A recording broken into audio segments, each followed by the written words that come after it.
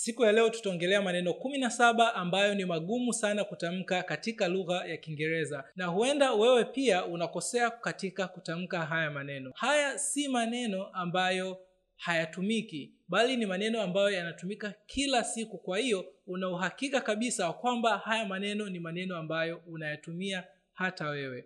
Tukianza neno la kwanza, importance. Hili neno linatamkwa importance, ila watu wanakosea, wanatamka importance. Kwa hivyo usiweke n, tamka importance, sio importance. Hapana. Neno letu la pili ni whole. Whole watu wengi wanakosea na wanatamka whole. Kwa hiyo tamka whole. Neno la tatu ni debt. Wengi wanakosea na wanatamka debt. Hii ni kwa sababu kuna b katikati, ila hii b haisomwi katika Kiingereza, kwa hivyo tamka debt. Kwenye haya maneno matatu ya mwanzo, niandikie kwenye comment neno gani ambalo wewe umekuwa tayari ukilikosea. Neno la 4 ni sales. Watu badala ya kutamka sales wanatamka sales. Tamka sales. Neno la 5 ni number 30. Watu wengi wanatamka 30 na wengine wanatamka 30. Hili neno linapaswa kutamkwa 30. Neno la 6 ni company. Linatamkwa company na wala usitamke company kama wengi vile wanavyolitamka. Neno la 7 ni were. Halitamkwi where, linatamkwa were. Watu wengi wanalifananisha hili neno na lile neno where la kumaanisha wapi. Lile neno where lina h, ila hili halina h, ikitoka w inafuata e. Neno la 8 ni poor. Wengi wanalitamka poor. Usitamke hivi bali tamka poor. Neno la 9 ni bottle. Bottle.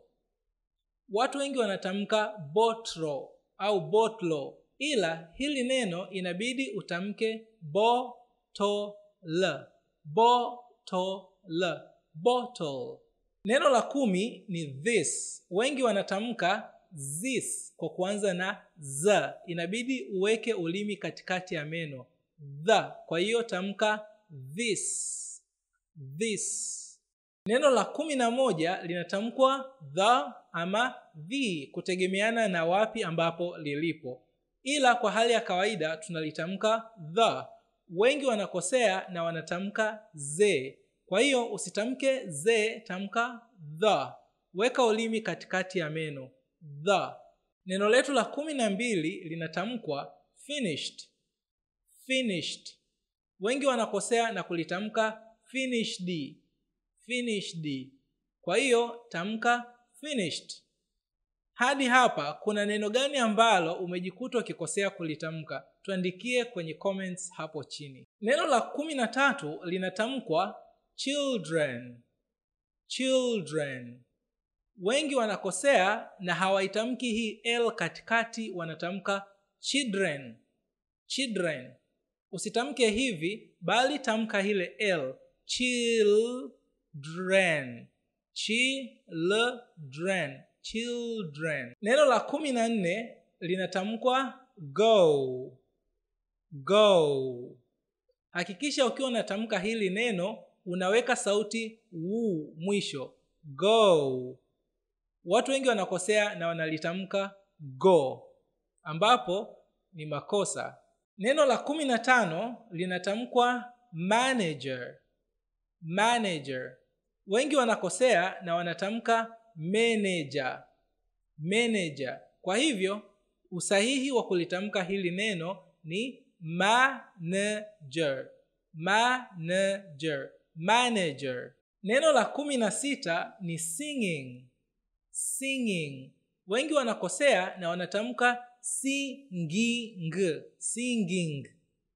Kumbuka ya kwamba hii ng kwenye hili neno inatamkwa kama nga, sauti nga, kama vile unavyotamka ng'ombe. Kwa hiyo usiseme singi, sema singi. Singing. Singing. Na neno letu la mwisho kabisa na la 17 linatamkwa specifically. Specifically. Watu wengi wanakosea hili neno, wanalitamka specifically. Specifically.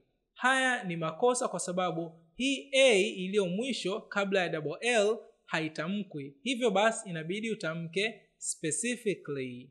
Je, ni neno gani ambalo umejifunza ya kwamba ulikuwa unalikosea na kuanzia sasa utarekebisha?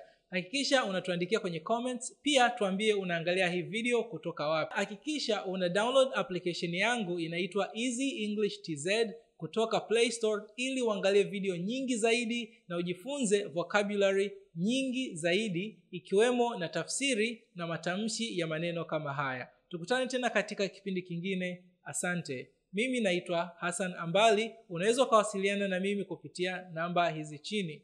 Pia kama unahitaji mwalimu wa kukufundisha moja kwa moja, unaweza kuwasiliana na mimi kupitia hizi namba chini. Asante.